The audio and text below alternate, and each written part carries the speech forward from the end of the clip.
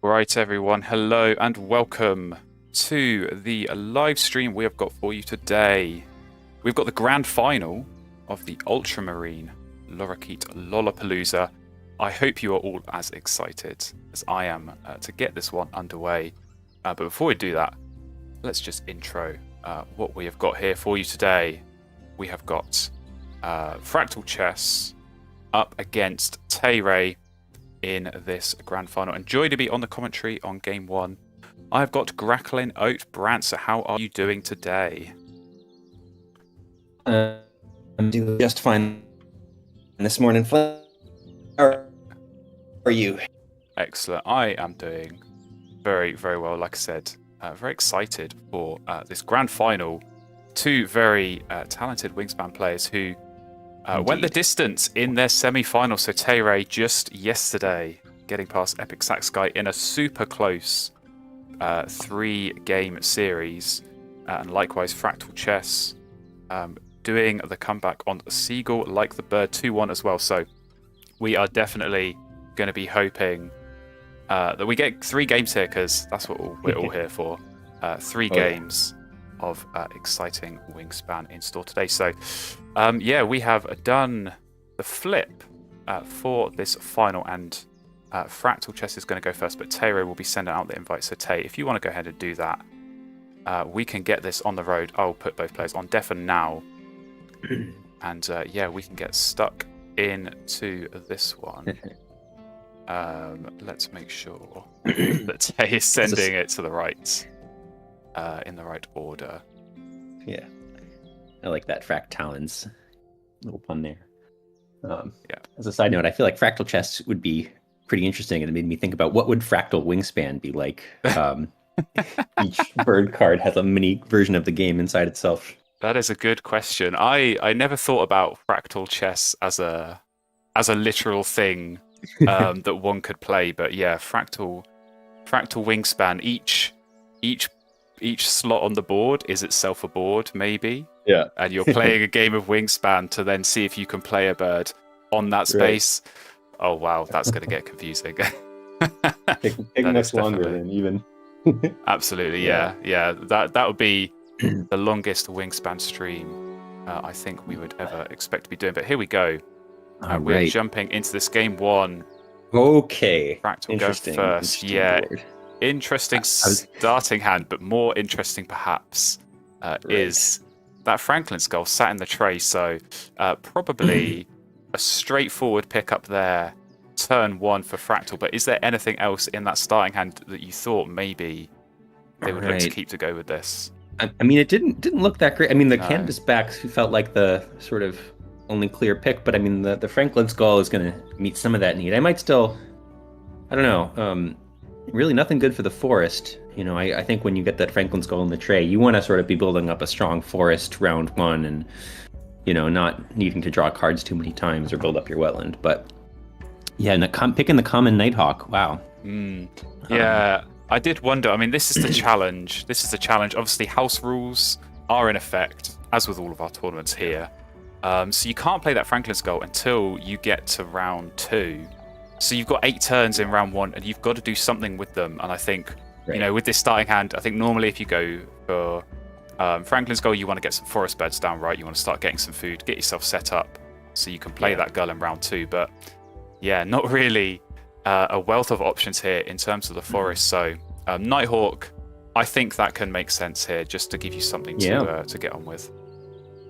It's always good when you have a bird that typically, you know, not a great bird that you want to be using all the time, but they all have their moments, you know, and I think this is the moment for common Nighthawk. Absolutely. And I do wonder maybe as well, there is that yellow rumped warbler in the train. Not normally a bird I would look to go for, but could work here. Maybe do a bit of card cycling. Of course, with that Franklin Skull, you're going to have so many cards throughout the rest of the game. So just having a way of, obviously getting some points in your forest as well as just cycling through the deck. That could be something they maybe look to pick up on their second turn as well. Yeah. If it's still available, I don't know if Tay would sort of deny the wobbler, but it's a weird one. It's not often a bird that you would go out of your way to deny to block someone. I suppose, obviously, in this case, like you say, you know that your opponent is going to have that Franklin Skull. But you don't necessarily know, of course, there's all these 5 birds. This could be anything. If you're Teire, you're sat there not knowing what's in this starting hand. So, yeah, it's always a little bit more difficult trying to deny something when you don't know necessarily if it is going to be useful. But it looks like they're maybe going canvas back here as well. Maybe just, again, trying to think, what am I going to do this round? I mean, it has got that star nest as well, which can help for some of those end-around goals, which might be what they're looking at as well. But here we go into Teire's starting hand. And again, not really any forest birds. So this is going to be an interesting opening for both players here, how they approach getting hold of food. So some good wetland options there. Which of those do you think Teire is going to look to keep? Right. I mean, ordinarily, I would say the Osprey looks the best to me. 1 food for 5 points. That's pretty solid. But of course, that Osprey is sort of kind of the worst possible thing for a player that's going to play Franklin Skull. Exactly.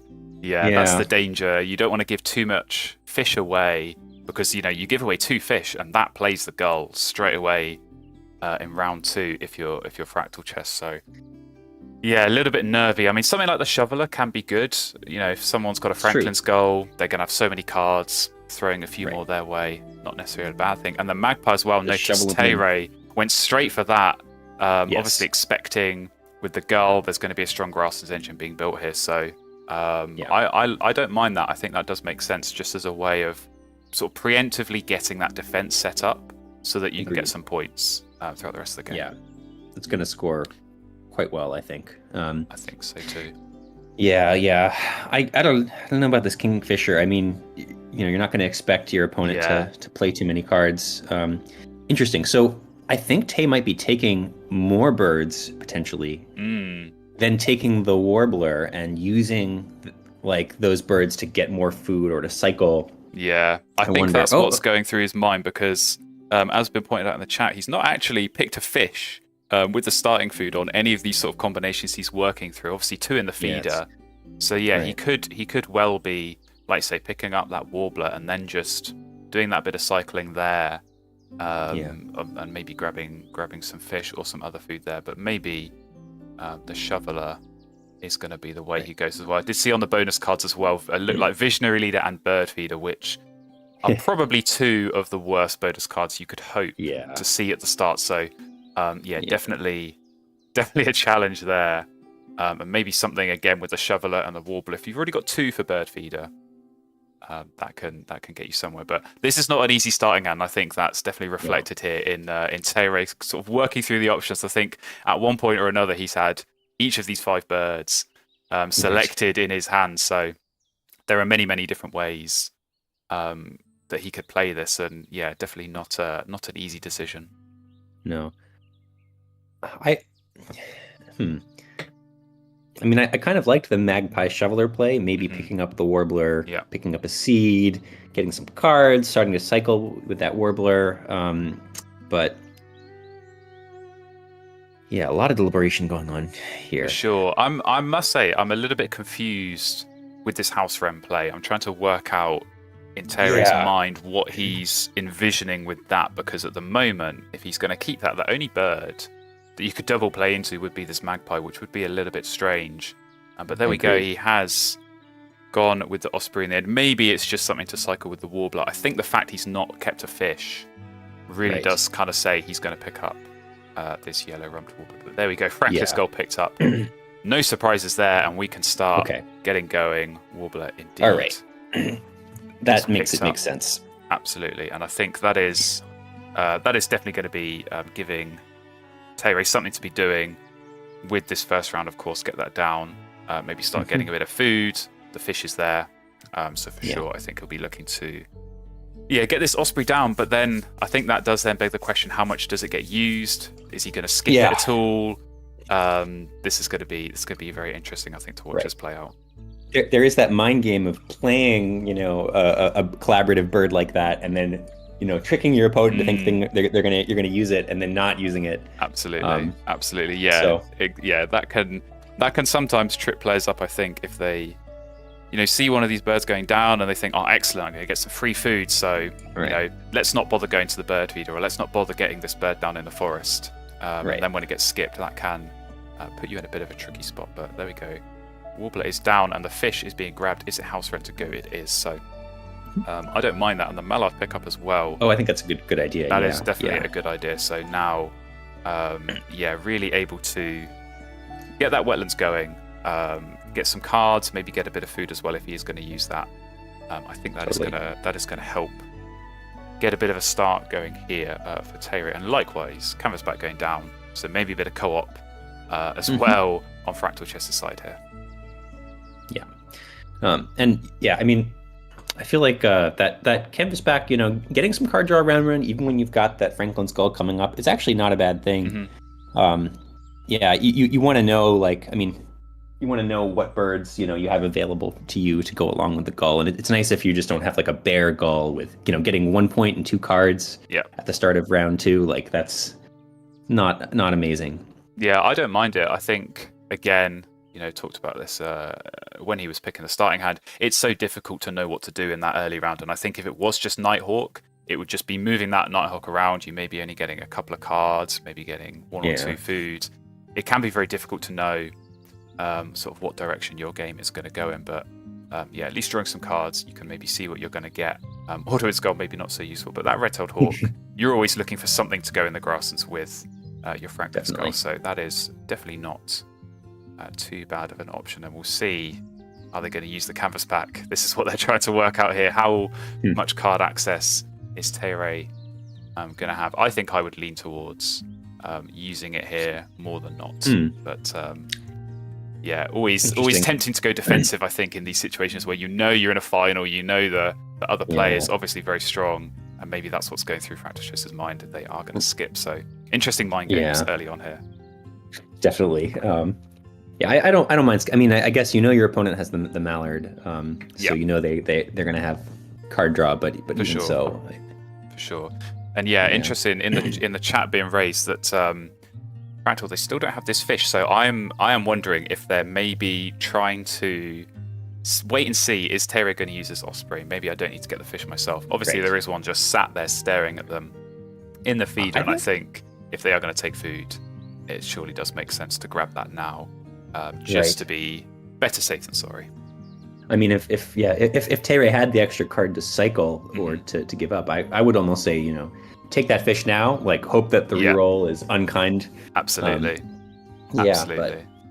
But I don't think Tayray's going to do that. I think it's too much of a sacrifice to give up that Eurasian Magpie. No, but again, that's something that maybe if the Canvasback had been used, that could have potentially come into play with giving that extra card to cycle. So, I think this Magpie is definitely one that Tayray is going to want to keep. So fish has been acquired, and rodent as well.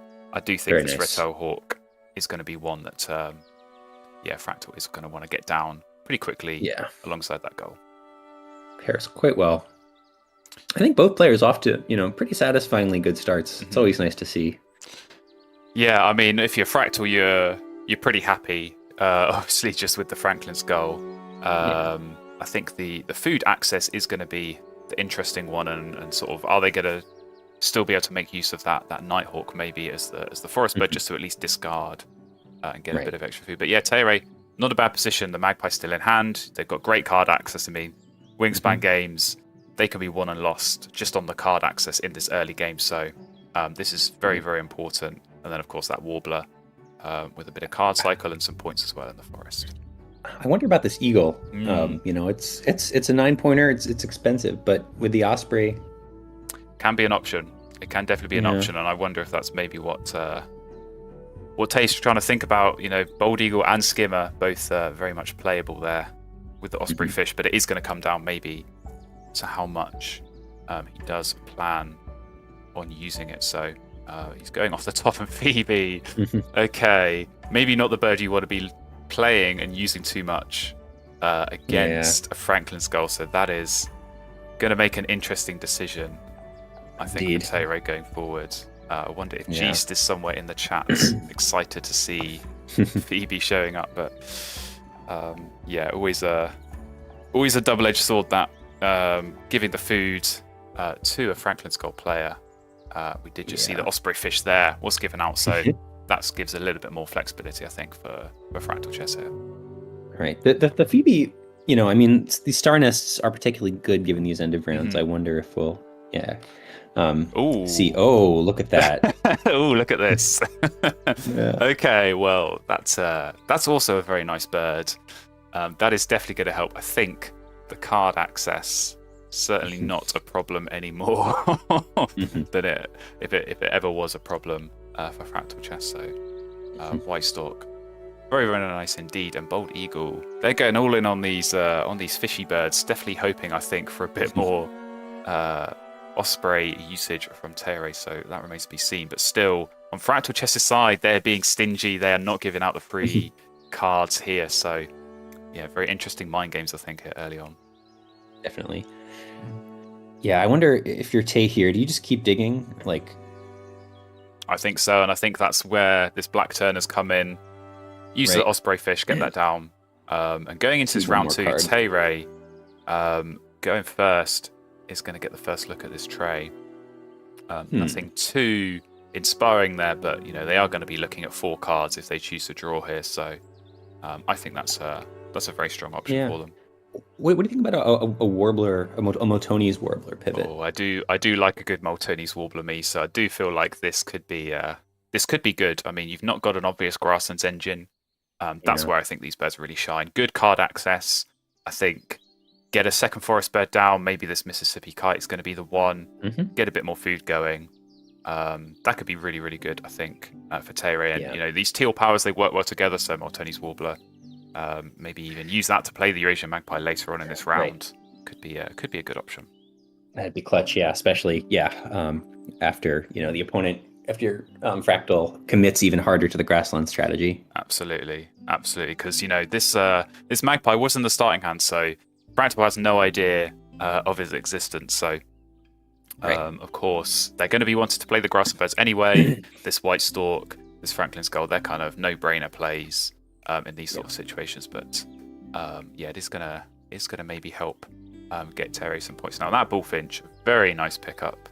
That is going to help out a lot. I think both players at the moment still kind of struggling a little bit on that food access, but really strong brown power like that is going to help Teire. Now, is he going to pick up the Maltese Warbler? I don't know. I'm really hoping he does, because I think it would be very good not to be here.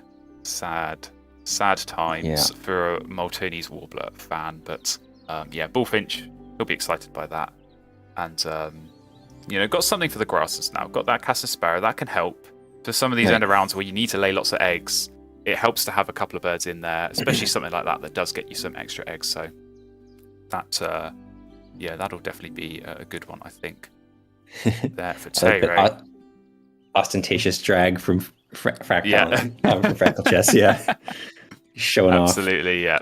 Just want to get that goal down straight away. No surprises, I don't think there. I think we'll be probably seeing this White Stork and this Hawk go down pretty quickly. But as the chat is saying, still food issues on Fractal Chess's front, and nothing obvious in the tray. So they're gonna have to do a bit of digging.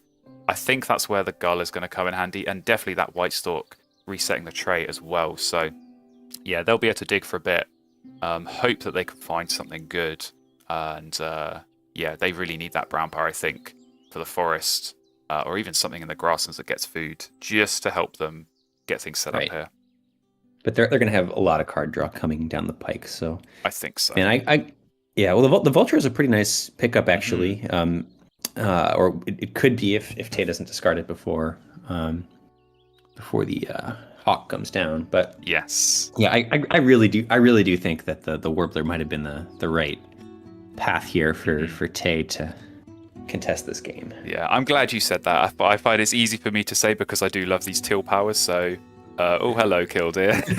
that's just too much. Why not just help yourself and a great eager as well? So all these big point fish birds coming out, all these lovely card drawing grassland birds coming out, and Eastern Phoebe coming out for Teire here. So, oh man, this could be the writing on the wall here a bit for Teire here. If he's going to start throwing the food, it is going to get challenging. And the chat is pointing out as well, some of these osprey fish may be not helping Tay-Ray, and certainly helping Fractal with all of these fish-eating birds, just helping them get those down a little bit quicker. So, if these worms start coming out as well, that is going to be, I think, very, very dangerous. And Killdeer, bye-bye. Probably don't need you in this game. So I think, as strange as that might seem on first viewing, definitely makes sense here. Fractal go for the food, and there we go. Nice pickups. Yeah, absolutely. Do you go here for the rodent and expect that you get a worm to play your White Stalk, or do you take the worm because you don't think your opponent's going to use the Phoebe and get that White Stalk down first? That's a great question. I mean, I actually might bank on getting the worm from because Tay has to lay eggs, and Tay is also somewhat food starved. Exactly. Yeah, and I mean, knowing what we can see here, I think it would make a lot of sense for Tay to lay eggs here and get the worm, because he's got 3 birds in his hand here that need to eat worms. If he's going to be trying to get these down to build out this grasslands to get a few more eggs, he really needs that worm. I think almost just as much as Fractal does. But it looks like they played it a little bit safe, took the worm themselves. I cannot blame that line of thinking. But here we go, big moment. The worm. There it goes. Here we go. The food co-op is happening. But they still, I think, can get both of these down, potentially with a little bit of forcing. So, it's not all bad news. But certainly Tay, I think, seeing this White Stalk go down is going to be a bit of a sucker punch. Your opponent already has Franklin's Gull, and now they've got White Stalk. So, not the kind of thing you want to be seeing in this sort of situation. I think at this point, you could still well, I think it's maybe too late now, but I was gonna say you could still grab the Moltonies with the other Warbler, get it down. But I think there was an opportunity there. I think maybe what Tay is trying to think here is I can win this end around. That's true. By laying enough eggs. Obviously got plenty of those cup nest spaces now, thanks to the Phoebe as well, and now the Sparrow is just going to help get him a few more. So that's a good alternative path to victory there. That Cassin Sparrow normally, not the most stellar bird, but like this is a perfect use case for it. This is a good use case. They've got loads of egg space. These end of round goals as well definitely lean you towards laying eggs in rounds 2 or 4 at least. So it is going to help. I do worry if it is maybe at the expense of this Magpie still into round 2 and it's not gone down. I think these kind of teal powers, if you're going to get those counters, you want to get them down as soon as possible. So definitely not ideal if that can't go down yet. But Fractal Chess finding some good birds here. They got themselves a nice forest bird to maybe get a bit of food going. And the Snow Bunting for their bonus card absolutely does hit the bonus card. And Snow Bunting, interesting in this situation with Tay not having loads of these tucking birds, just the Warbler, but might still be something that the Fractal does want to get down just as a little bit of a deterrent more than anything else, to stop your opponent from doing too much tucking. But it looks like they want to get the food. I think makes sense. Try and look to get some of these big point birds down, and all these fish and rodents, definitely what they're looking for, I think, with these birds in hand. I wonder if it'd be better to prioritize getting the grosbeak down here, rather, because I think those fish are more of a long term thing. You want to do that double play maybe like closer to the end of the game. I feel like it might be better to get some. Absolutely, it's a good point, and I think with the Osprey in play as well, you kind of think, okay, my opponent, they've only got a few cards in hand. They're going to need to draw again at some point. Maybe they'll give me a fish in that situation. And like you say, with this grosbeak, if they're going to have any hope really of scoring points off this bonus card, they want to play that. It's going to help get more food as well in the long term. So maybe that's what's been going through their mind, and maybe is what has swayed them to change their mind a little bit there on the food. Yep. Okay, now does Tay have the luxury of being able to play this end of round bird? That is the question. That is the question, and I think that's the calculation that's going to be going on in his head, because 5 at the moment, you play the magpie, you drop down to 4. Right. Your opponent can lay eggs and get up to 5, and that is not what you want to do. This is where it's not a good position going first in this round, because you want to be going second here. You want to see what your opponent does and then react and pick the best move for you based on that. But yeah, I think playing this magpie, you are getting those caches, which is nice, but you're sort of offsetting that by losing points off this end around. I think that's where Teire has come to the same conclusion here, and is going to lay eggs, and it's not bad. You know, they're getting points, they're getting the worm here as well, and I think magpie there is still time to get that down, and maybe get a few caches from that. 4 points from the egg, 6 points from the end of round not flipping to your opponent. That's a 10-point effective turn. That's much better than the 3 you'd get, or the 2 you'd get.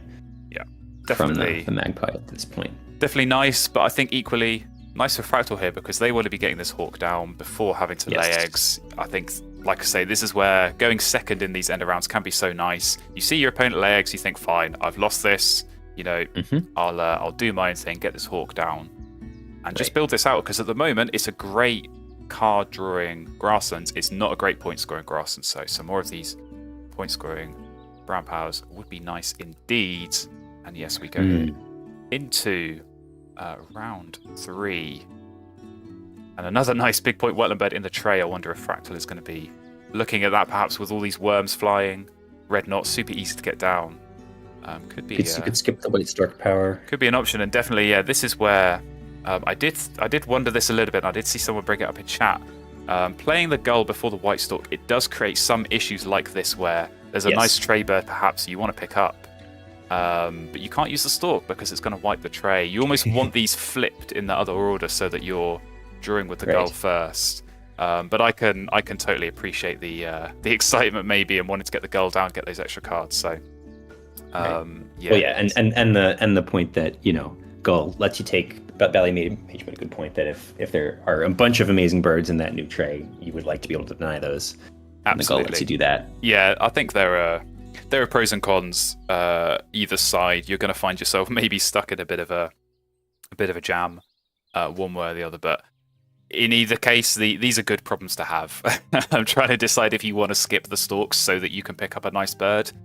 You know, it means you're getting a nice bird either way. So, definitely not a bad issue to be having. And it looks like they do want to go and perhaps go and pick up that red knot. And certainly, I do not blame them one bit for that.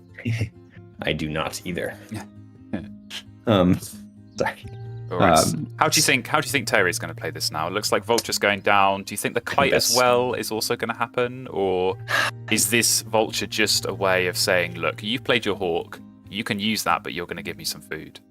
Yeah, I think the Vulture is sort of playing the role that the kite would have played otherwise.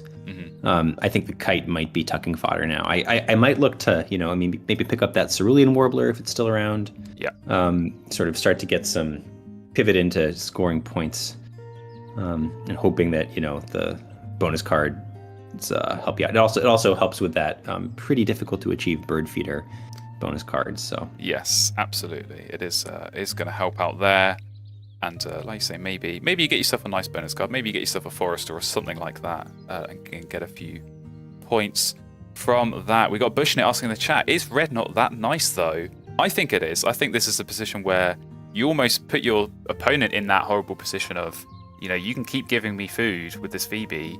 You're just playing into my hands. I can get down a 7-point bird. It gives me a bonus card. It hits that last end of round goal. So all of these big point wetland birds, this is really, I think, what Fractal Chess's end game is going to have to be. It's not necessarily just laying eggs and trying to score points through that. It's going to be, let me get a bit of free food. Let me play these big point wetland birds and just score a huge number of bird points in the end game. Yeah. Although, that is a lot of, I found myself sometimes going into the last round and I've got all these incredible, amazing birds that all cost 3 points. It's like, actually, there's no way I'm going to play all of these. No, but I would say, I think this is a situation where it kind of works with the end of round goal, because you've got this food and personal supply round 3. So you can sort of spend your third round getting loads of food, and you might end the round with 10, 12, 15 food, and you can easily win that end of round goal, and then use all that food in the final round. You're playing all of these big point birds, so you can get a nice potential synergy there with the end of round goal as well. But Tay doing a bit of digging. They got that other pink power, this magpie, so that would definitely, I think, put Fractal off using the hawk too much, but perhaps maybe a little bit too much on the late side. Are they going to grab this warbler? Yes, they are. Yeah. Thank you. I was a little bit worried. They they left that quite long, so definitely could see that being picked up. Could have been a triple warbler game. What could have been, and maybe some of those other big point warblers appearing as well later on. But Tay-Ray, they got lots of cards now, so that's good. Quite a few of these sort of cheaper birds that still get quite a few points, which I think does play into their hands here. Not amazing food access, relying on this Osprey and this Phoebe, and just a 2-food forest as well. But I think they can definitely do something here, and hope for a nice bonus card. But looking at these teal powers as well, maybe something that they show an interest in.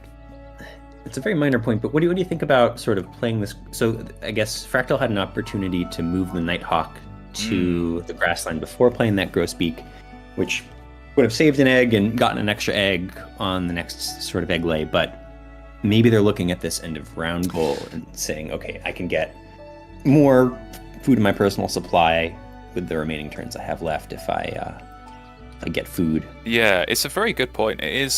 It is a little subtle thing, but I think sometimes those subtleties, especially in a final, especially where you're up against a really good player who is going to squeeze every last point out of it, that can sometimes have an impact. So definitely, maybe they want to be going for this extra food. Maybe that's what they're thinking about. But I think there was enough turns there. I think you're right. If they had moved the Nighthawk, you could play the Grosbeak. You still have a turn to lay eggs and move the Nighthawk back, and then you're getting the extra food that way. I think there is enough time here.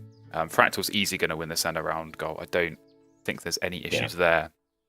For him, it is mostly just get the food, maybe get this extra worm, maybe get this final rodent I need, and try and get these big point birds down in that final round. But definitely interesting little shift there in how the order of the turns could have been taken. Yeah, got it. Evie commenting in the chat about a new Warblerology bonus card. It would be fun to add some custom. Yeah, we got Cerulean Warbler. I guess there are quite a few. Prophinetary, the hooded, the blue winged. Yeah, exactly. There's quite a few of those. Oh yeah, everyone's favorite warbler, the Cherry's warbler. So definitely some interesting bonus cards. Maybe we'll get to see those in a future expansion. But Fractal having a bit of a think here.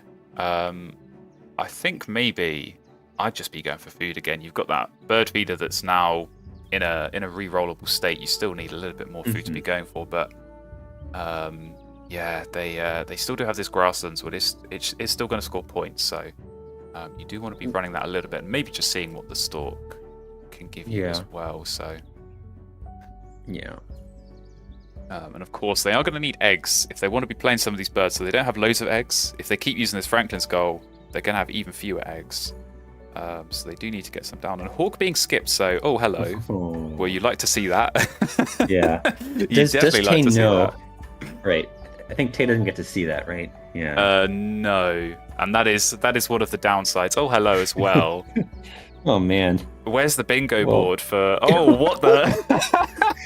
Okay, at some point you're like, okay. When it raised it paws. Man, what a turn that was. That was both the Eagles and a Raven. I mean, what do you even do here? Do you still play this Raven, or do you just get the Eagles down? And man, honestly, I'm lost for words. That was quite the turn, and I think I have to say, if the game wasn't already over in favor of Fractal Chess, I think it might be now. Just given the cards in hand. Obviously, not a lot of points on the board as it stands, but they are going to win the center round goal. They've got all these massive point bombs, and food no longer really needed, I think, They should be okay. Maybe even just forget that bold eagle. You can just double play into this red knot. Right. You've got the 2 eagles as well. So Mm-hmm. yeah, I think you don't even need the raven here, to be honest. I think you save those spots, you save those turns for playing all these big point birds. Yeah, I think you're right. It would be nice to get something else in the grassland to get one extra egg. Yes, but it would, and I think could just get the eagle. I think right you down, could. Yeah. I think you could, because I'm sort of looking at this hand and I'm thinking, I'm probably not going to play this raven. I'm probably not going to play this snow bunting. Given the food situation, I'm probably not going to play the bald eagle either. I think you could easily just ditch those 3, and then spend that final round just laying eggs, get the cards for Benelli, do your double play in the wetlands as well. But it looks like they do want to go for the raven, so Yeah. I'm not sure about this. I'm really not sure about this. I think I can see why they're looking at all these big point birds, they're looking at all these expensive birds, but I just don't think the food really is what Fractal Chess needs. When you've only got 5 turns left after this one, you want to be playing those big point birds. This is the same thing I was talking about with you. You're at one's eyes being bigger than one's stomach going into round 4. Yeah. And but it is get a good number down. Yeah, it is an easy problem to fall into, an easy trap to fall for, I think, where you do see all these lovely birds. You've got these wealth of options, all these 7, 8, 9 point birds. They all need this 3 food. So yeah, it's I think this is maybe not going to decide the game. I think it would be very surprising if Fractal did manage to lose this from here. But yeah, I think I have to say Raven is one of these situations here where it's not really the right option to go for, but they might be reconsidering now. I think so. Yeah, because I mean, especially if you want to have any hope of getting that viticulturist sort of lower point score, like you want to have enough turns to draw and get one more. Absolutely. One more. Release. And I think this is a case where I'm also looking at Teire's board here and thinking they've got a common starling, so every single food they give out is a point for them. That might mean they're more likely to use this Phoebe. They might be more likely to use this Osprey if they're going to draw cards again. So, great point. Maybe the food is still going to come in, and maybe I can do a bit of forcing just for some worms. Like you say, maybe they get a nice wild turkey or something big points that hits that viticulturist they want to play. They might still be able to do that anyway, and not really need the food here. So yeah, I don't blame them for taking the time here and working this out, just to see. Count the food in your hand, count the food you're going to need for this Raven. Think about your turns. For me, this is the crucial 5-6 turns left. What am I going to do with those turns? How many are laying eggs? How many are playing birds? Do I need to get food again? These are the kind of things you should be thinking about and trying to work out. And I think if I'm Fractal, that's exactly the sort of scenario I'm trying to work through in my head. Yeah. Just when you only have 6 turns left, it becomes possible to, fully plan out what each turn will involve. And Tay sort of wondering if the game is bugged. The respectful timer bug check. We don't have a timer anymore. I think the conclusion that most of us have come to is no more timer means no more timer bug. Don't take my word on that. We have told the players though, if we do spot a timer bug, that we will let them know. So Tay, maybe not fully trusting us there, just given the length of the turn, but this is definitely one of those turns that you want to spend a bit of time thinking. And maybe is it going to be the eagle going down here? Looks like that might be the conclusion. I think that's the right play. I agree. And is it snow bunting? And is it red knot? Oh, okay. Red knot is gone, so they don't fancy the bonus card gamble. Maybe they're thinking bold eagle is the safer play. Don't necessarily blame them on that one. And I suppose looking at Teire's board as well, they have got lots of these ground nests, so that last end of round probably lost cause. Yeah, probably is a bit of a lost cause here. So right, decision made. You never want to click that green button because once you click it, you can't go back. So it looks like that is the way. And Bushnit is very, very happy in the chat. Red knot, bye. Don't need to see the bonus card there. So free food for Tay, very nice. That's a little bonus. Silver lining. I know my opponent just played the East Imperial Eagle, but I get free food, so you take what you can get. Yeah. Very, very, very good red knot puns going on in chat. Although I have not read them all. No, you have not read those. I will leave the puns to the chat. They can enjoy themselves. You can keep yourselves entertained, guys. But Tay, having a bit of a dilemma here on the food. I feel like you just pick up the seed here, so that you can play that Cerulean Warbler. But maybe I think they're still looking at this Magpie as well. If you do want to play it, you probably got to play it this round. Otherwise, it's not really going to be worth it going into that final round. So, yeah, hopefully not going to be as equally long a decision here as we just saw for Fractal. But like I said, fine margins sometimes these games can come down to, and one or two food either way, picking the right food, picking the wrong food, can make a difference. So you want to make sure you're doing the right thing. Yeah. Yeah, I think in this game the fine margins might not matter as much. Possibly not. But possibly not. But I think maybe he's sort of looking at this Falcon and maybe he's thinking, I grab the rodent here, I play that. Loads of egg space. So again, this late game egg spam.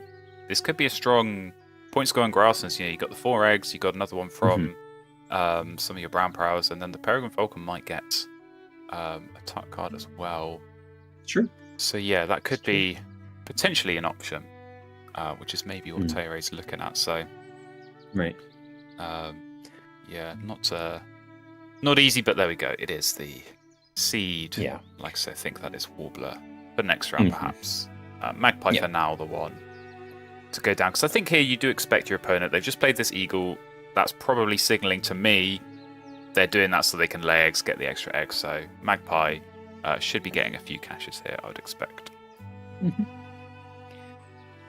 Yeah, and I guess even when you're far behind, I think one of the beauties of Wingspan is that it's still just really fun to just optimize.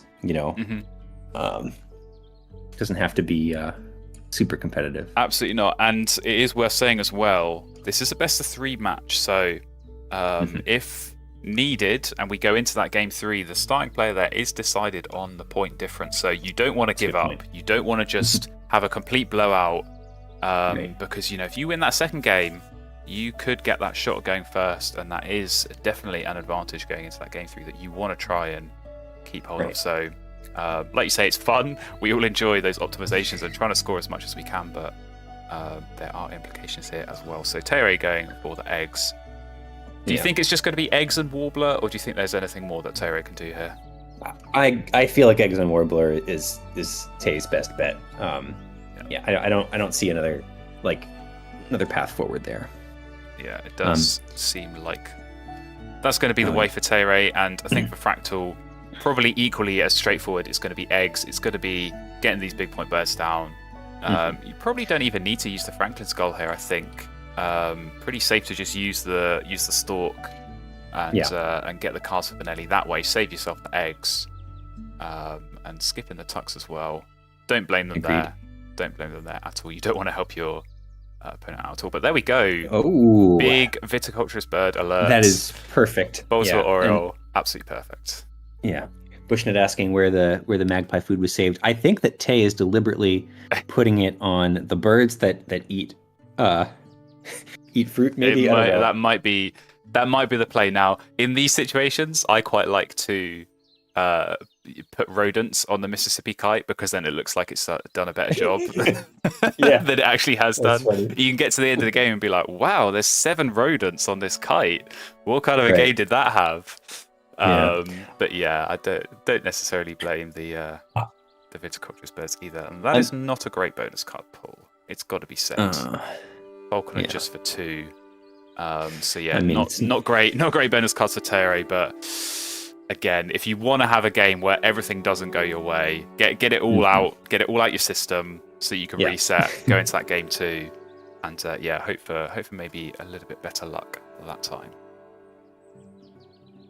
I do wonder if there'll eventually be some bird card that uses the distribution of cached food. I think currently, it shows which food is which on each bird, but we don't actually need to know that yet. But... No, I think that there is a bonus card. I think it's in the Asia expansion, which is fish and rodents on cached birds. Ah, So obviously that is supposed to be quite hard because you need your Mississippi kite, you need your black skimmer, northern gannet type birds to really hit quite a lot to hit those bonus cards. But you got a magpie, you can just cash all the fish and all the rodents down. So very niche scenario, but yeah, definitely an interesting gap maybe for a brown power or something that really makes the most of the type of cash food. Of course, we do have those brown powers like the Coltit and the Eurasian Nuthatch, I think it is, where you can spend the seeds, so you can cash seeds there and then spend them later. Right. So it's pretty good. That can sometimes be a nice little combo. But yeah, Tay here, he's a fan of the berries, it seems. Give those to the berry-eating birds. I like it. I can get on board with that. So yeah, looks like Fractal again going for the eggs. Pretty straightforward. I'm trying to count their food here. I'm trying to work out what they can still do. I think they might just about not be able to do the eagle as well, the bold eagle, I should say. That might just be a little bit too much food, but I think Oriole is a no-brainer, and then you can always just double play into the Benelli. That's the beauty of it. It can go anywhere, so that would be a super satisfying turn. Huge points here late in the game. I almost wonder if there would be a case for deliberately using the hawk to trigger the black vulture, to trigger a rerollable tray in order to have a hope of getting fish off the bald eagle. The mental gymnastics there is unreal. That could be interesting. I suppose in that sense, you're maybe also playing into your opponent's hand, giving the kite more dice to work with, although I did see on that last turn it did hit with just one, so definitely an interesting one. But here we go. It looks like actually with that last worm, I think it's all worked out here. I think that's that one worm that Teire just gave out. I'm not going to do the maths here, but that potentially was worth maybe 4 or 5 points. I think being able to play that eagle instead of having to lay eggs another time. And having just enough food, just enough cards. Yes, that's exactly. Very satisfying. This is perfect. You've got 2 turns left. You play your Oriole. That's going to be huge points with the bonus card. You play your Benelli. So this is an interesting case. I think Fractal. I think we did get a little sneak of their score in round 3. They didn't have loads of points, and I think maybe even just 3 or 4 turns ago, they probably didn't have lots of points. But it's all coming down now. Just bang, bang, bang. Get these big point birds down. Super clean end game, super satisfying. But I think it's an equally clean here for Teire. Just laying these eggs, get the worms that your opponent, they can't really do much with them now. They're worth points to you, so not too bad. Not too bad. Now the big question is, which habitat will this last eagle go in? Will it keep its fellow big eagle company, or will it where do you go put in it? the forest? 1 eagle per habitat. Yeah, you got to spread your eagles out, right? I think that makes sense. I can get on board with that, but yeah, you could put it in either the grasses or the wetlands with an eagle friend. But it does seem like forest is the way. So yeah, real flex, 1 eagle per habitat. And so, like you said, all the cards getting used here, so very satisfying. I always like when I can do that, use up all of the cards and not have any left over. So super nice stuff there for Fractal Chess. And another food for Teire, so that's another point on the Starling. Don't knock it, very nice stuff. And a couple of points as well through the Magpie. Where are these going? Are we going to get more berries down? Oh, the Magpie's getting them. There you go. You get your little reward because the Starling is getting some tucks here. And there we go. Teire wins the end of round, but we go here into the scores, and I think it's probably not going to be too surprising. More the margin of the victory. So I think Fractal Chess, lots and lots of bird points. Wow, that is lapping the field. Huge lead. So Teire's got a lot of work to do. But they do have a lot of eggs, so they are going to claw some back here. And we know they have got some cash food as well. So it's looking very, very close. And I've got to say, that is a lot closer. That is a lot closer. I'm shocked. I'm impressed. And I think this is exactly the point we're talking about. If you're Teire, don't give up. because Yeah. you want that points difference. And honestly, looking at these two boards, Right. to only be 7 behind, I think that's a very strong performance. So of course, it is not over, but it is 1-0 to Fractal Chess, and a very entertaining, very strong opening game from these two players. You love to see it. Definitely. Yeah, I think when you don't have those point-scoring birds in your grasslands and you're going with the grasslands engine, the scores can be quite underwhelming, especially if you don't have much in the way of bonus cards as well.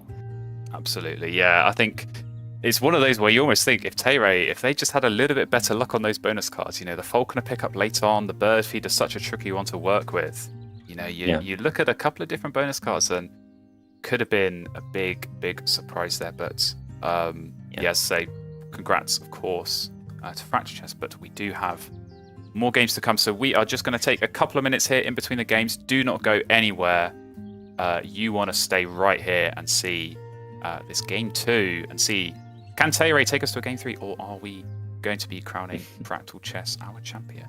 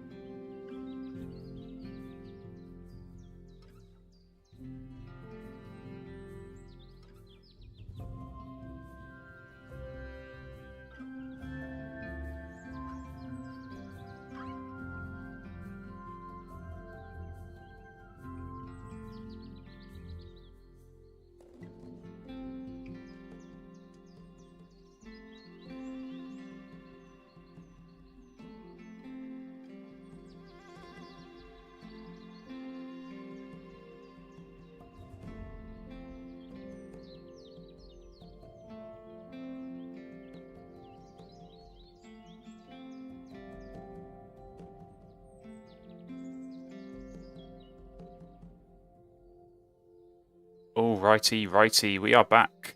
And we've had a change in the commentary booth. I've got Ballet Mage here joining me. How are you doing today, Ballet Mage? I am fantastic. Happy Sunday to everybody. Happy Sunday. It is Stream Sunday here. And we've got another game here. Very exciting. Absolutely. So we're jumping here into game 2. And I think I saw what I thought I saw in the tray, but that might not matter. Because we've got that in the starting hand as well. So we have double ravens there. We have wood duck. So we got a wood duck in the tray and a raven in the hand. This is going to be a very interesting setup here. For Tay-Ray, wow. obviously, again, Raven, like the girl in game 1, you can't play that until round 2. But when you got Wood Duck, you can still be doing stuff in this round 1. You can still be getting food. You can be getting cards at the same time.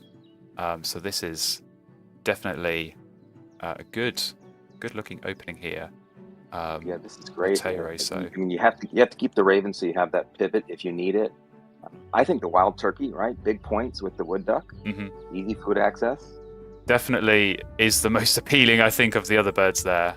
I think, yeah, you kind of look at these other brown pals and think, not necessarily going to make great usage out of these. So, yeah, with something like a Wild Turkey, it's got all those egg spaces for the next turn around as well. You know food's not going to be a problem between Wood Duck and Raven. So, yeah, I certainly do not mind that as an opening.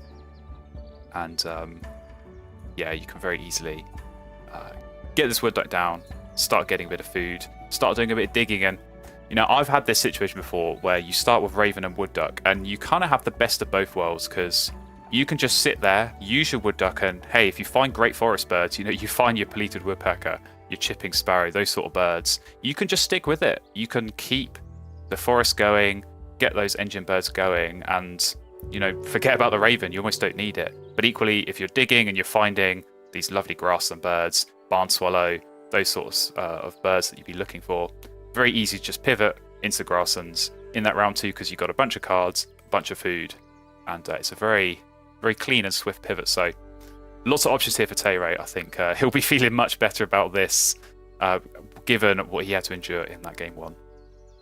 Absolutely. What do you think about that Forester bonus card, knowing that with the Wood Duck it's already nerfed?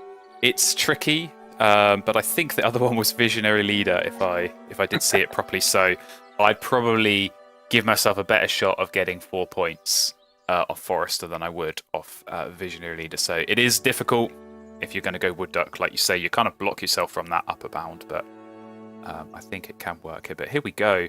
Fractal Chest, very nice starting hand, I think, here as well. Chippy Sparrow and the Warbler, a super nice combo, especially when you got Wilson Snipe there, to get yourself some extra cards. So it's not a Wood Duck, it's not a Raven, but I think this is still a really solid opening. I agree. I love that Chipping Sparrow Warbler there in the forest to pound those down, get things going. The Snipe to get your card generation. Yeah, absolutely. It's an easy, beautiful start, and more importantly, you know your opponent doesn't have those cards. Absolutely, absolutely, and yeah, chat is pointing this out as well. Chipping Sparrow against Wood Duck, so you know you can sort of breathe a bit of a sigh of relief. Okay, that's one of those forest egg birds that my opponent is not going to get their hands on. So, yeah, I feel like those 3 cards in the middle, those are clearly the way to go here. Chimney Swift, maybe just something to do a bit of tucking with the Warbler. Don't necessarily mind that. Of course, you can play the Sparrow, take your food for the Warbler, and get the egg at the same time, and then get it down. So, really, really quick opening here, I think, with these birds. Do a bit of tucking. A trip to the water. Absolutely, and then you know, by the time you've got the food for your Snipe, you can get it down. You can start drawing some more cards. And maybe even give yourself the opportunity of picking up that Savvy's Warbler. I think that could potentially be a tempting one here for Fractal Chess, because you know it's the same as a Snipe, but you get 2 cards instead of just 1. So that can definitely be a factor here. But no surprises from Tay-Ray. Grab the Wood Duck, and no surprises, I think, from Fractal here. Get this Chipping Sparrow down. This is probably going to be a pretty quick start, I think, here for both players. I'm going to be really interested to see what this Wood Duck can find.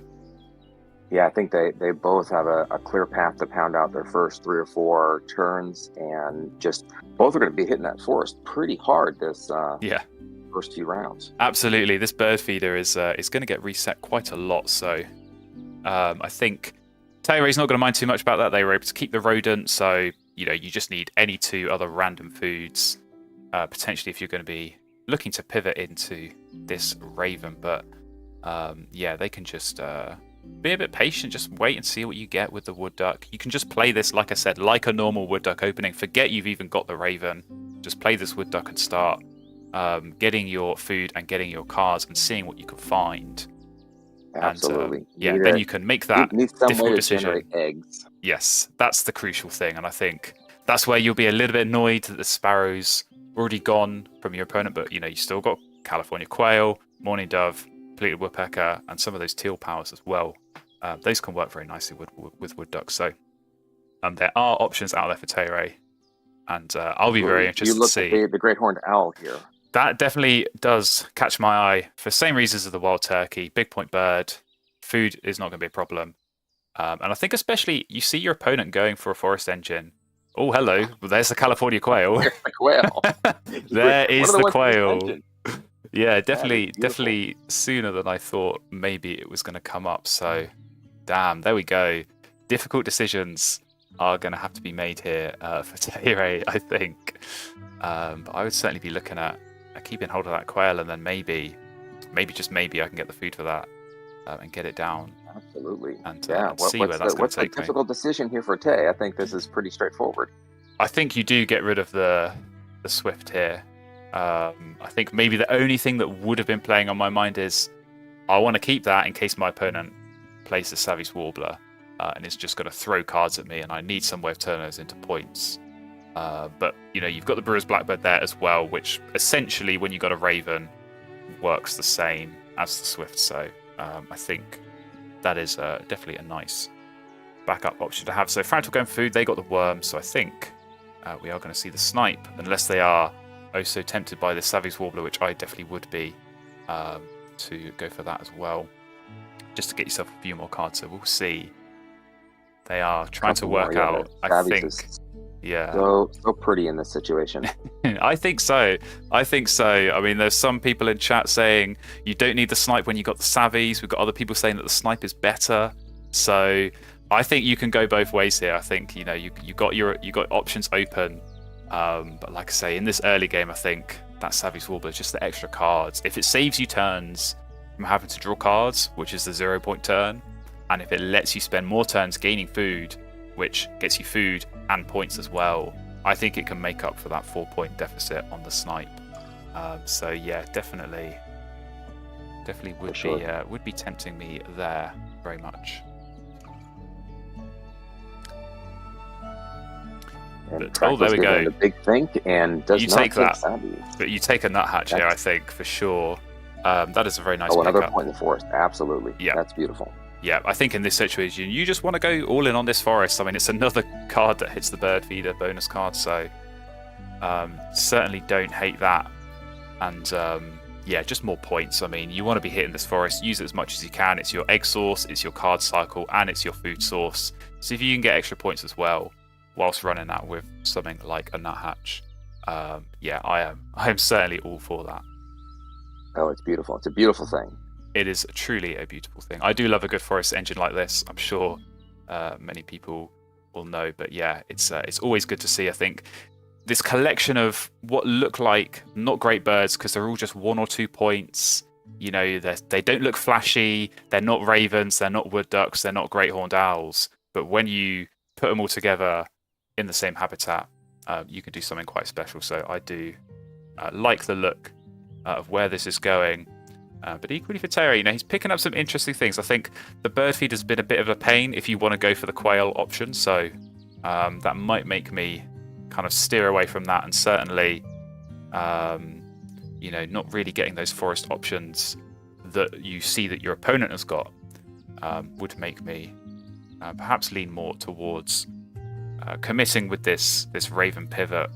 And just going with the grasslands. I think especially you look at these next end of rounds, you're going to want to lay eggs. I think you could probably win those two if you go grasslands, so that's a big point swing. These are all of the kind of things that are going to be going through Terry's head right now. Yeah, that's huge, and that's one of the powers of being able to keep both the wood duck and the raven in your starting hand. He certainly had a tough time here having to force down the wood duck, and he thinks about that quail forcing it down, but then not having the food to play the raven if he needs to start a round 2. Yes, and I think that's the critical thing is, you want to keep your options open, I think, for as long as possible, for as long as you can get away with. So you want to avoid doing too much of the forcing, you want to avoid spending all of your food and then not being able to play something like this raven. So I can definitely appreciate the way that Tay is playing this. I think it is quite measured, and I think that paid off for him in game 1 because it wasn't a great start there either, but he was definitely patient, and I think that did help out in the end. But looking good here for Fractal. That would have been a very nice bird for Tay to get, so you don't necessarily mind grabbing that, and that saves Phoebe. You talk about point bombs that maybe help an end around. That's going to be a pretty nice one as well, I think, to keep hold of my there. concern with Tay here is that he doesn't have good card generation. He doesn't have cards to build up that high point grassland engine, and so what does his game continue on? He's got a lot of nice cards, but what does he do with this? It's a good question, and he's just laid eggs, and I don't think you lay eggs here unless you're planning on playing a bird. And I'm trying to work out what bird he could be playing. If maybe he is, set on going on the forest, and he is just going to force this quail down, because I'm not sure too much else makes sense. I mean, you can't do anything with this end of round. You're already going to lose it. Your opponent's got 3 brown powers down. You can't really go and play something like that spotted owl, because that's your rodent's gone, and then there's none in the feeder, so you make it even more difficult to get down the raven like we talked about before. So I honestly don't really know what Tay's going to do here. This is going to be interesting to see. White-backed woodpecker, okay. I'm not too sure about that. If I'm honest, I'm not too sure about that. So we will see. We'll see how that works out for Tay. But clearly, for me, that's a sign Raven is not happening in this game. Yeah, I mean, you wouldn't put down the white-backed woodpecker if you're going to go all in on the Raven. But again, it might be that he's saving his options for the Raven, going to build up some more food and cards, and decide what to do before he makes that ultimate pivot. That potentially could well be the case. I mean, you look at this tray and you think, here's all the grass and birds.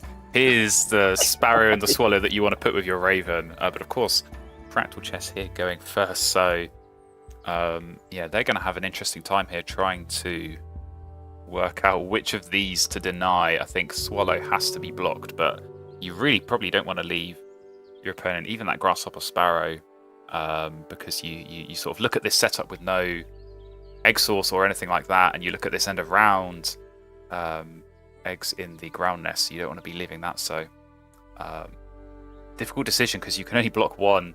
They haven't got any eggs, so they can't draw 2 tray birds here.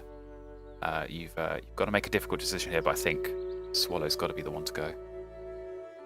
I think so. It's gives your opponent the pivot to the grasslands if they want to do that, or even I would say something in the water with the wood duck. That's not likely. So yeah, I would deny the Swallow here. The Star Nest is just too powerful with the card cycling. Absolutely, and I mean, I don't know necessarily if it's one that they might look to play, and it looks like he's not going to deny either of them. Yeah, this is I mean, he's gonna use the Warbler power here. Yeah. So I'm assuming Tree Sparrow goes, or Tree Swallow, I should say, but maybe the Finch could be an option. But yeah, it looks like he is going to pick up the Barn Swallow from the tray. There you go. Right. Which, as I say, I do agree with there. But I don't know. I don't know necessarily if you play it here. I think you got a pretty good thing going on in this forest. I think sometimes in these situations, it can be super tempting to pivot. And I mean, we talk about pivoting. You've got that Raven there as well. But here we go, Starling. Okay, that is a lifesaver for Tay. I was just about to talk about how terrible this white-backed woodpecker is when you're running wood duck. But when you have these teal powers, that's points. That's money. So, I think Tay will be pretty relieved to see that. And I do think probably that is going to be them sticking with this forest. Try and get this quail down as well as their egg source. And you've got this Starling as well that you can play. I think he's probably going to max that out 5 tucks every round. So, very nice stuff there. Absolutely. Now you just said the white-backed woodpecker is not great when you're running wood duck. But I have heard you say in the past, the forest engine, you don't always get a lot of good food. And so having a bird that generates food is good in the forest. So I've heard you say it both ways now, Flan. What's the story? It depends. I mean, I will say, I think in general, when you're going wood duck, I don't like birds that get food. I much prefer exactly what Fractal Chess has got. You want sparrows, you want quails, you want the nuthatch, the chickadee, all of these. You want point scorers, because normally, once you've got those 4 birds out, you're getting 3 food at a time anyway. You don't really need extra food. You can sort of just keep running that engine, get a bunch of food, force stuff down if you need to. But I do think with birds like this starling, white-backed woodpecker can definitely work here in a forest engine, and it does look like it's going to be the case here. Although quail is gone, quail's gone. Quail. He revealed the eagle. Eagle comes up. Wow. So yeah, this maybe he's going to pivot. Maybe we're going to see the pivot, because I think I don't see you going forest here if you're not keeping the California quail. So maybe he's thinking bee eater, raven. Get the extra food from the bee eater to feed the starling. This is all very interesting. I do kind of worry where the card axis is coming from, if it isn't just this wood duck, because he has no wetland bird at all here, basically just relying on the wood duck and the snipe. So it'll be interesting to see how that plays out. But yeah, Fractal eagle again. So we had 2 eagles in game 1. We've got another one here in game 2. So they'll be digging, maybe hoping they can make it 4 in 2. But yeah, you definitely go and grab that. I think that's a no-brainer. Oh yes, grab the eagle, ditch an egg for another card. Yeah, and then I think they are going to want an extra card from the snipe. But given what my opponent has, do I give up another card for them? Yeah, this is the thing. Like, if you're Fractal Chess, you still don't know this raven even exists. You're seeing your opponent with wood duck and loads of cards in hand, and I'm thinking, sure, I'll give you another card. I probably need it more than you in this position. So yeah, I would be looking to use it, and even if it's something terrible like an Anhinga, it's fine. It's tucking fodder. You need cards for the eagle as well later on. So definitely don't mind that. But yeah, we've got some speculation in the chat trying to work out, okay, what is Tay going to pair this raven with? I know Geese doesn't like bee eater, so he's saying go with the sparrow instead. That is still sat there in the tray, and I do feel like if you're going grasslands, we talked about this. I don't think it was that sparrow, it's a different one that Tay had in game 1. It did work out really well for him.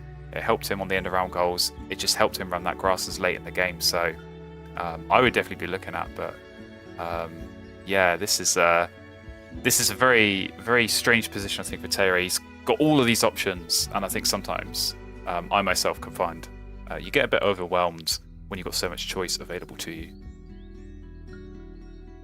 And I'm seeing Tay here. We are two turns into the second round. He's only got 2 birds played. Yes, it's a very empty-looking board. Yeah, and that's the thing. It's okay. You can afford a slow start if you're getting things set up ready to score lots of points later on. I'm not really seeing lots of points later on in this hand. We've got some big point birds. We've got this wild turkey. We've got this spotted owl. Maybe that grey-lag goose might make an appearance. But yeah, really the starling is kind of the one that's looking to me as you want to play that no matter what. If you're going for the forest, it's great. If you're going grasslands with raven bee eater, it's great.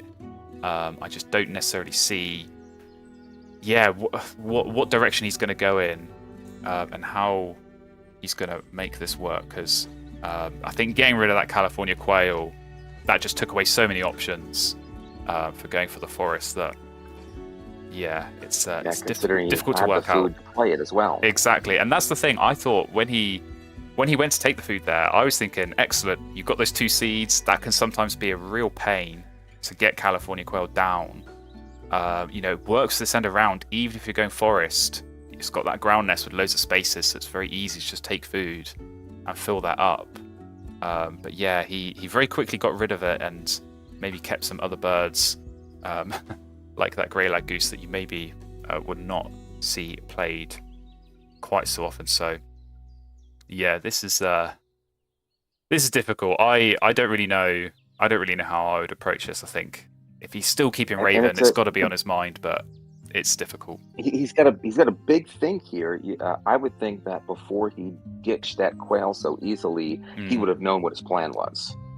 Right, and that's the thing, is that to make such a big decision like that, to get rid of a bird that opens up a whole option for you, I think that you only do that if you've made up your mind. If you already know, okay, I'm going grasslands because I've got this bee eater, I've got this raven, whatever else I'm going to play, I know I'm going to commit to this now. I wonder if he's maybe having second thoughts about that, just given the length of the turn, the sort of cogs are going to be turning in Tay's head, I'm sure, and trying to work out, okay, now what do I do? And it does look like Raven is going to go down, and if he very deliberately keeps the 2 worms here, I think we might see Bee Eater follow pretty quickly as well. He's maybe counting his turns to make sure he can, at least qualify, if not win this end of round. Right. He's got the turkey for the egg space, but he's got to get the food to get it down. Yeah, and that is not always easy. I mean, we've got Raven, obviously, that is going to help, but it still takes turns. It takes a turn to lay the eggs to get the food. It takes another turn to play it, and then another turn to lay eggs on it. You can very quickly find yourself, like you say, running out of those turns. And not being able to even qualify. And I think this is an end-of-round goal that he could win. We look at Fractal Chess's board, it's very nice. They have got the egg space on the snipe. They're only getting 1 a turn off this chipping sparrow, and they're using those eggs very freely to play birds and to discard and get extra cards. So if I'm Tayray and I've got this turkey that I can play, that is a huge point swing, winning an end-of-round goal instead of losing. So yeah, I think he's got to look at getting that down sooner rather than later. I think what I calculated is Bee Eater, eggs, turkey, eggs, and it gets him to fill up that turkey for the end of round. But still, it is a slow build out, and that finishes out round 2 with not much. He hasn't gotten the starling down. He doesn't right. He doesn't have the. I guess by that point he will have the food probably to get the owl down. Mm-hmm. But what else does he have here? Right. I think fourth end around is the birds in the water. So I'm sure that's why he kept the goose. Yeah. Yes, and that is one that it does hit. So that could well be an option, but. Yeah, I mean, I think there's enough here for Tayray to be doing for some amount of time. Like you say, you've got Bee Eater, you've got Turkey, you've got the Spotted Owl. I'm sure that's going to go down. It's not going to last forever. So at some point, you've got to either just be so patient that your opponent gives you some nice cards with the snipe, or you're going to have to do a bit of digging with that wood duck. Maybe he's just waiting for the round 3 tray. You go first in that round, maybe pick up something nice there, and you're still getting 3 food, which if you've got Starling is 3 points. We've got to remember that as well. But yeah, it's not going to last forever, this stuff in his hand. Eventually he's going to need to find some other big point birds, because ordinarily I think you want that engine, you want the egg laying birds, you want the tucking birds, you want something to score points. It's going to get to the point in the game where it's too late, and you can't really use the time remaining to be getting those down. But it looks like he's going food here, so another shot with this wood duck. Maybe grab that warbler. I would definitely be looking at that warbler. All the worms, I'm sure you can reliably get worms with this Bee Eater, or so I've been told. So that will be an easy way, I think. Jason Scared will tell you otherwise. I'm just not going to look at chat for the next 60 seconds or so. But I am with you. I am a believer. Good. I'm glad we got another believer in the commentary booth. It would feel a little bit lonely. On the belief. Otherwise, yeah, I do appreciate it. But I think that makes me a little bit more relaxed if I'm in Tayray's boots. But I think still, like you were talking about, you plan out that sequence of turns to get this turkey down and lay eggs on it. Now there's only 4 turns left. Now you really are probably only giving yourself 1 turn of laying eggs on the turkey. If you still want to get this Bee Eater down, if you still want to do other stuff. And that might not be enough to win this end around. So be interesting to see how this plays out. I am definitely hoping that Fractal Chess notices this end of round and puts an egg on the snipe, because last turn they did put it on the sparrow, which did worry me a little bit. So hopefully it goes in the right space that turn. But hey, willow, killdeer.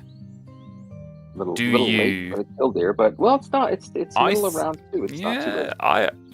I think it could work. I think it could work because the card access is okay. I mean, you've got this eagle that you need cards for as well.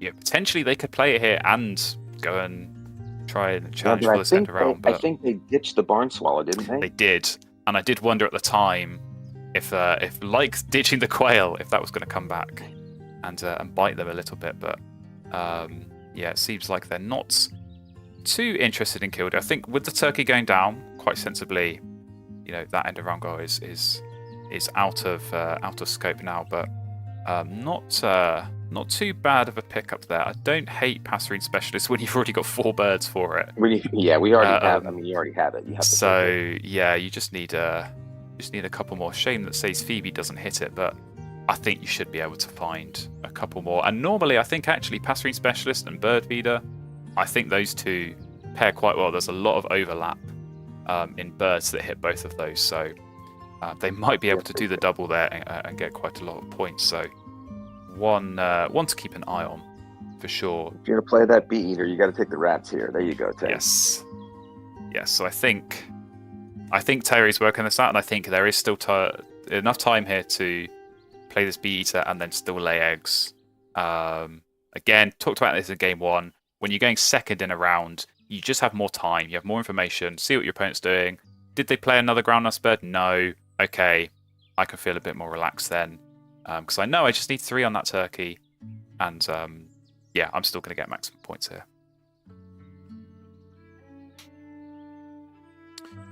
Okay, so a bit more food for Fractal Chess here. Playing that Cassis Finch, got to say, was an interesting choice, but I think it's made sense here, just getting that extra bit of food going here when you've got some expensive birds in your hand. Killdeer is gone, so clearly.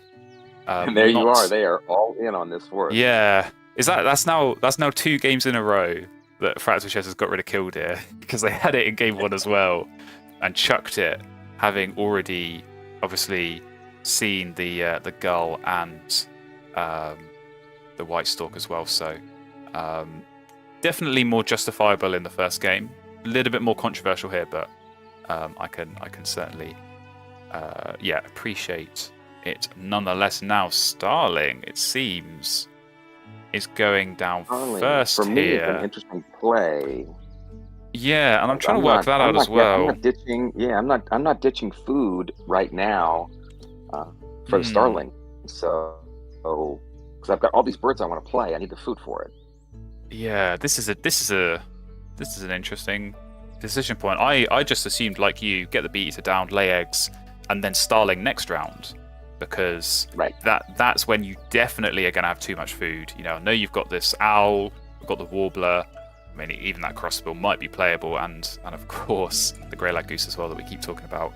You need a bit of food for that, but you're just going to have so much food for the Starling as well. But yeah, I mean, if you play it now, you play the Starling, you lay eggs, you then only have 6 food. You kind of want to keep 2 of those at least for the bee eater next round. So yeah, I think this does make more sense. Yeah, there you go. To get the bee eater definitely first. Makes more sense. And I think the crossbill is very playable. It's a 6-point bird. It helps hit the lower end of their forest or bonus card. Absolutely. So absolutely. For me, it's a keeper. Mm-hmm.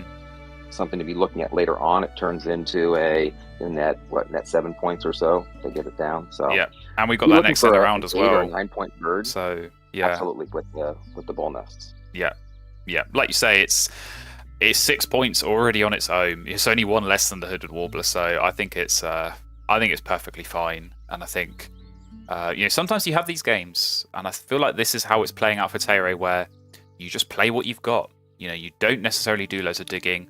Does a nice bird like the hooded warbler come up in the tray? Yes. All right, I'll go and grab it. And then otherwise, you're just laying these eggs. You're getting your points from the eggs. You're getting your food. You've got the Starling as well that's going to go down. That's going to use up some extra food. So it does seem to be like it's playing out that way.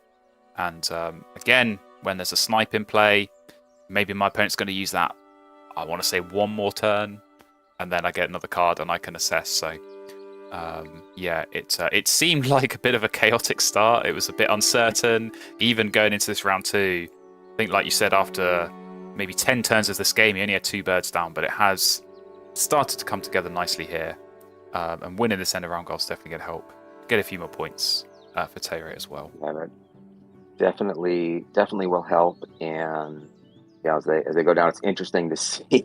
They're going to end up with that starling and as their 4th bird in the grass, unless something amazing comes up in the tray. Mm-hmm. So not a lot of point generation here in their grass for them. But so their play is going to be to get those big point birds down or medium point birds down and see what. Absolutely. And happen. Snow Bunting has made an appearance again in game 2 here, as it did in game 1. I think that's exactly the kind of bird that Tayray's looking for. Your opponent's doing loads of tucking. You've got no card cycle yourself. I think very sensibly here, he's looking to take food. I think you grab that. I think you can get that down. And yeah, that's your card cycle. You can maybe get rid of this grey lag goose if you're not so keen on it, and get a few extra points, and certainly that Peregrine Falcon as well. Another very tasty option here to go in this grass. And so yeah, it's starting to look better for Tayray here. I think he is behind, but he's catching up, and it's going to be very interesting here. Definitely getting there. Yeah, to see how this plays out, because I think Fractal has been very quietly just ticking away. You look at this forest, you've got 7 tucks on the warbler, 5 caches on the nuthatch. Very lovely stuff. The eggs from the sparrow has been super helpful. And he's got great birds in hand. I think the Sace Phoebe, that's going to be a huge point bomb. Probably play that this round so you can try and hit the end of round goal, maximize your chances there. Obviously this eagle goes without saying, and now American woodcock in the tray as well. So yeah, lots of very good options open here for Fractal, and if they can just keep tucking with that warbler, keep doing a bit of cycling, see what they find, I think they could be on for a very good score here. Certainly, I think that woodcock is a great pickup for them down there. And I look at Tay's board, and they don't have any bull nests, of course. Fractal doesn't know what they've got in their hand, but so Tay's got to get those birds down and put eggs in them. Yeah. So this is I think this is going to end up being a lot closer than I would have thought from the original starting hands. Yeah, I think so. And like you say, it's a very similar situation to last round with Tay, where he's thinking, okay, I've got 4 turns, 5 turns, and I need to play this turkey and lay eggs on it. And that's great if you've got that planned out, but it can sometimes scupper you, because I think I'm looking at this hand and I'm thinking, what would be my priorities to play here? I want to get this Snow Bunting down, I want to get this Peregrine Falcon down, and I want to be laying eggs. That does not involve your hooded warbler that you need to play. So you've got to find a turn somewhere, you've got to find the food, you've got to find the eggs to be able to get that down and lay eggs on it. And it can slow you down, and I think we saw it in round 2, slowing down, maybe getting this Bee Eater, maybe the Starling as well. I think potentially we might see it a little bit here, slowing down some of these other birds. So he should be okay. He should be able to get everything down, but it's getting dicey, and it's getting quite late in this game to be setting up your engine like this. Yeah, it definitely is, because now you want to be running that engine hard, and it's not, that engine is not generating a lot of points. So they're getting food to ultimately put behind that Starling when they get it there and play some of their birds, but they don't have a lot of big point birds in hand. So it is not a big engine there. Fortunately for Tay, looking at Fractals, they don't have a lot of big point birds down either. And while they're generating some points in their forest, they don't have a lot of points up there either. So this is going to be a fast end game, and I think a relatively low scoring but tight game in the end. Yeah, it feels like it's going to be a very accelerated ending, because I feel like both players certainly have been holding things back. I think Tay, for sure, again, took a little bit of time to get the Raven and everything down. But it's going to be a lot of points, I think, in very quick time. I think especially Fractal, we know they've got this Eastern Imperial Eagle as well. Of course, that's going to go down at some point.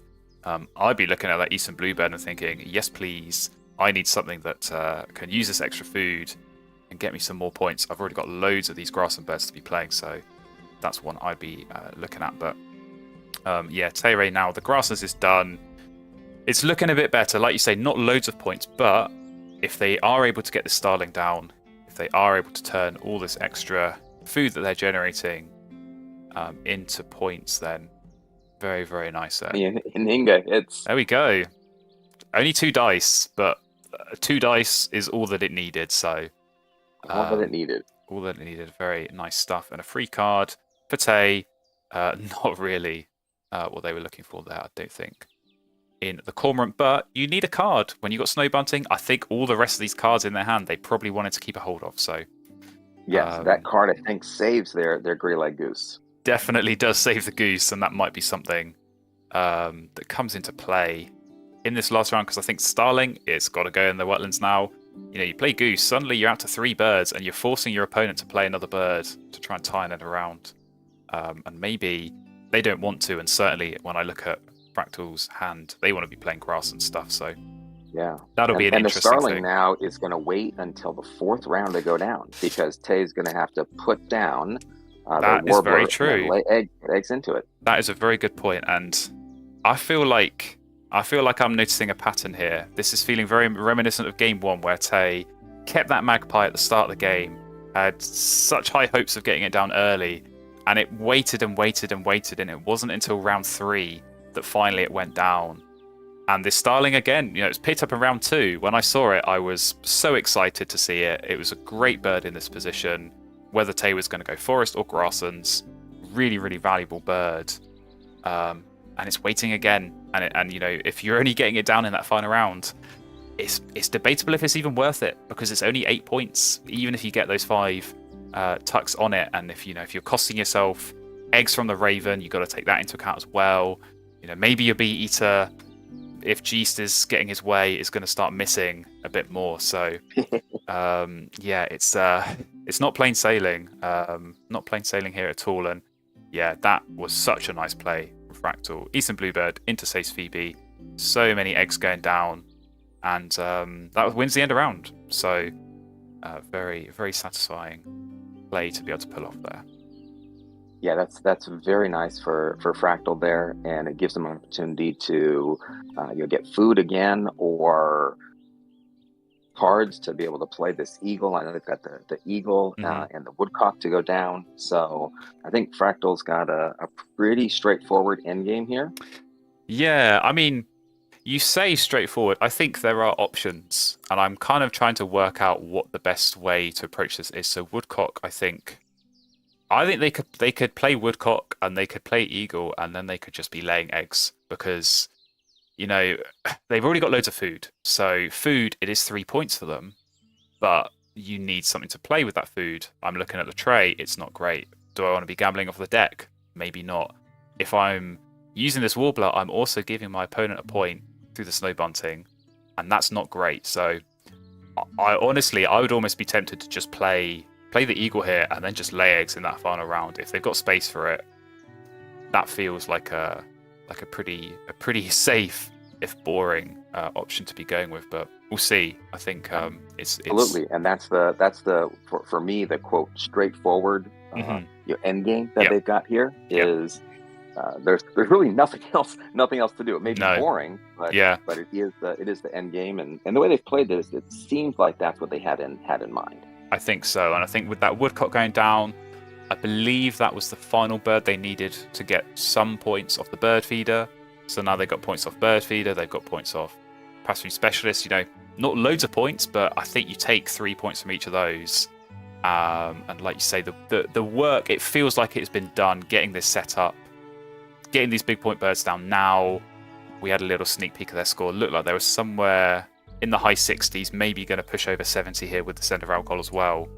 And yeah, you know, maybe it's not going to be a super high scoring final round, but if you've built up your lead now and you can afford to take a little bit of time in that final round, that might be I the think way. I think we'll see both players approaching in the 90s, which I said low scoring. I guess I think about that as it's all relative. It's all relative. It's all relative, exactly. Yes, absolutely. I mean, there has been there's been a little bit of co-op with the snipe, so that can sometimes help move the scores up a little bit. And of course, when Raven's in play, you sort of do expect the scores to get pushed up a little bit there as well. But I think actually the way Fractals played this, I think was quite smart. They just, biding their time a little bit there.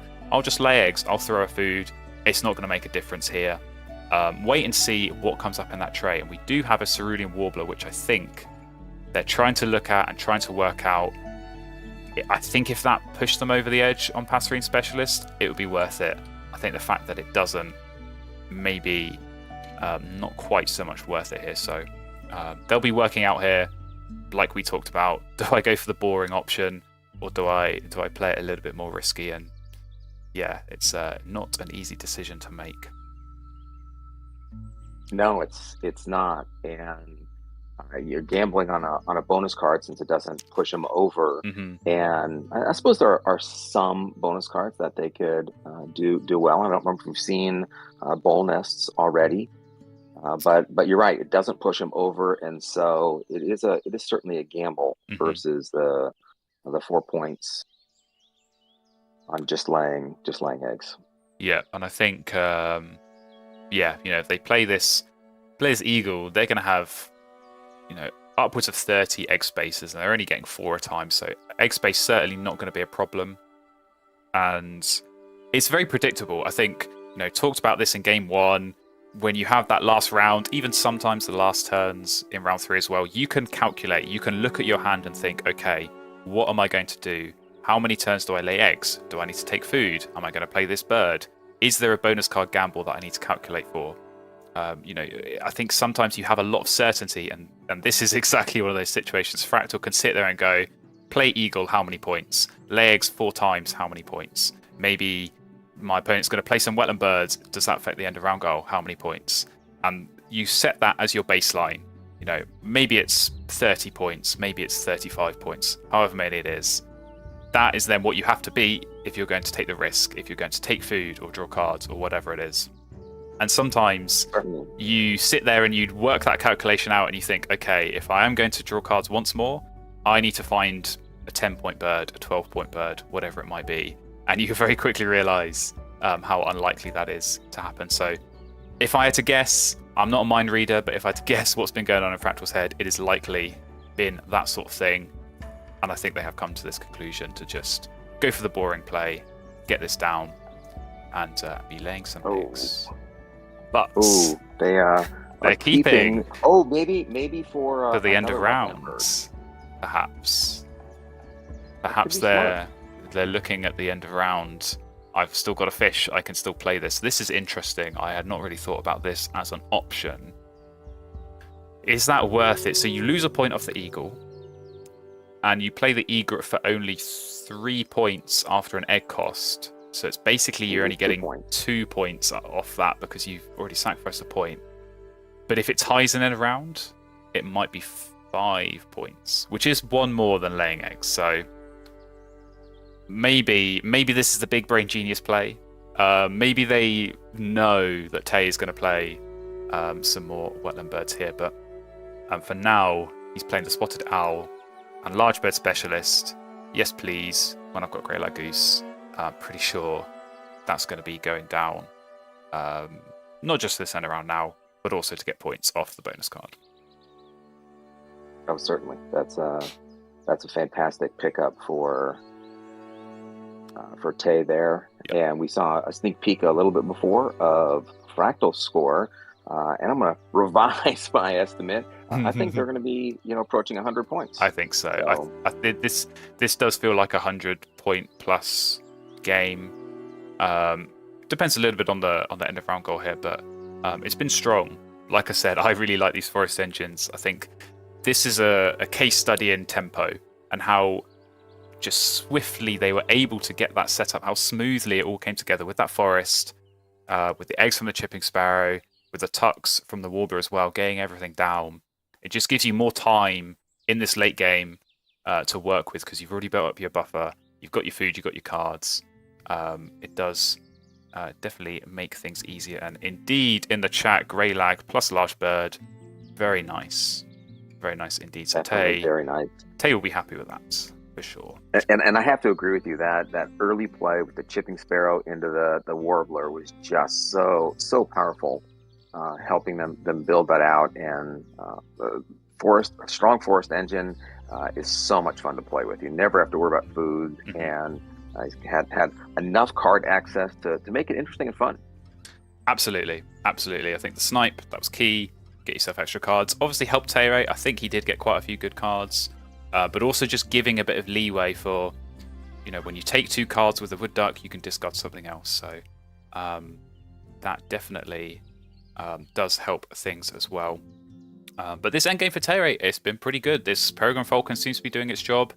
Bee Eater, I've not been keeping a super close eye, but it seems to be doing okay in getting these extra worms. So Grey Lag Goose definitely is going to go down. Looks like that is happening now. Be interested to see if the Starling is going to get an appearance as well, or if you just lay eggs. I think maybe you just lay eggs here and hope that this Falcon can get you some points.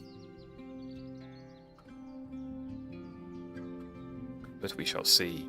And for now, it's interesting with they both have a bird that they could put down to win the end around, or be forced to tie the end around. So it's a lot of, like you said, big brain activity.